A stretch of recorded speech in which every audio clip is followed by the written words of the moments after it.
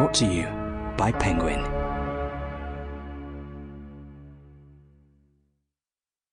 The Magician by Colm Tóibín. Read by Gunnar Cauthery.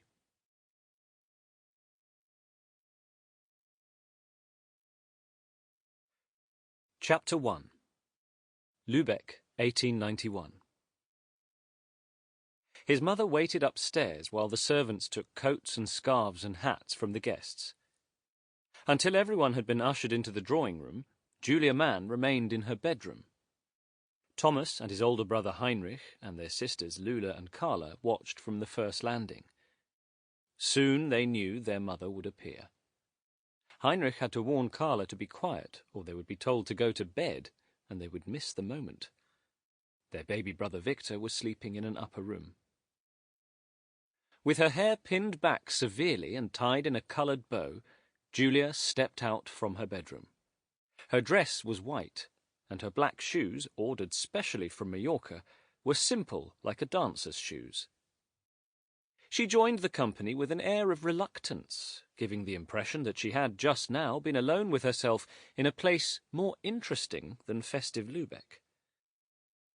On coming into the drawing-room, having glanced around her, Julia would find among the guests one person, usually a man, someone unlikely, such as old Herr Kellinghusen, who was neither young nor old, or Franz Cadovius, his squint inherited from his mother, or Judge August Leverkuhn, with his thin lips and clipped moustache. And this man would become the focus of her attention. Her allure came from the atmosphere of foreignness and fragility that she exuded with such charm.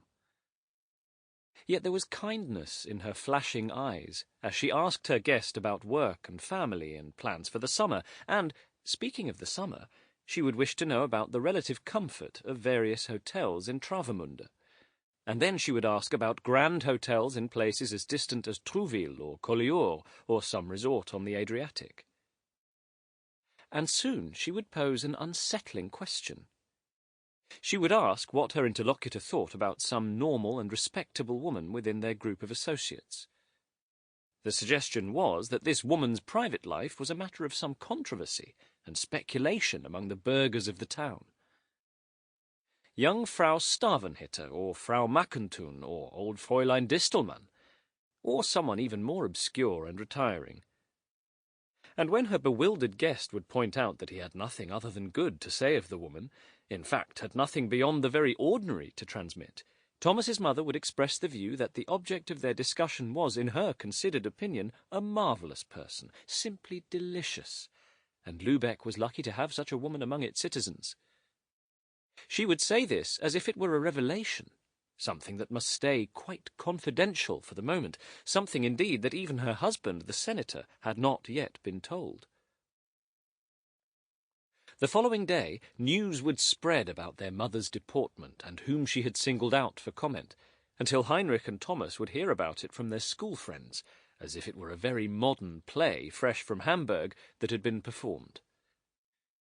In the evenings, if the senator were at a meeting, or in the time when Thomas and Heinrich, having done their violin practice and eaten their supper, were in their night-clothes, their mother would tell them about the country of her birth, Brazil. A place so vast, she said, that no one knew how many people were there, or what they were like, or what languages they spoke. A country many, many times the size of Germany, where there was no winter and never any frost or real cold, and where one river, the Amazon, was more than 10 times longer than the Rhine and 10 times as wide, with many smaller rivers flowing into it that reached back deep into the forest, with trees higher than trees anywhere else in the world, with people whom no one had ever seen or would see, since they knew the forest as no one else did, and they could hide if an intruder or an outsider came. "Tell us about the stars," Heinrich would say. "Our house in Paraty was on the water," Julia would reply. "It was almost part of the water, like a boat. And when night came and we could see the stars, they were bright and low in the sky.